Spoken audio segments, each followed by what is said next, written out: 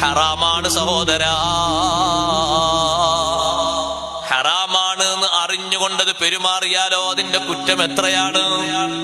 ഈ ചെയ്യുന്നത് ഹറാമാണ് എന്നറിയാം, ഈ സംസാരിക്കുന്നത്, ഈ കുശലാന്വേഷണം പറയുന്നത്, കൊഞ്ചിക്കുഴയുന്നത്, ചാറ്റിങ് നടത്തുന്നത്, മെസ്സേജ് ചെയ്യുന്നത് ഒക്കെ ഹറാമാണെന്ന് നിനക്കറിയാം.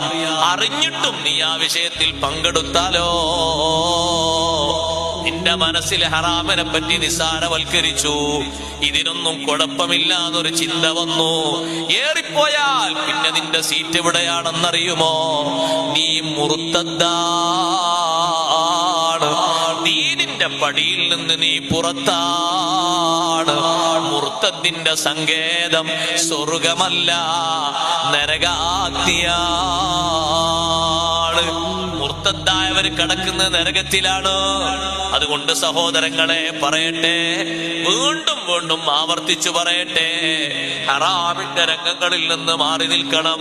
അത് കല്യാണമാണെങ്കിലും ശരി, സൽക്കാരമാണെങ്കിലും ശരി, ഏത് രൂപത്തിലുള്ള പരിപാടിയാണെങ്കിലും ഫംഗ്ഷനാണെങ്കിലും ശരി, റബ്ബ് തആല അനുവദിക്കാത്ത ഒരു സമ്പർക്കവും അതിൽ പറ്റുകയില്ല.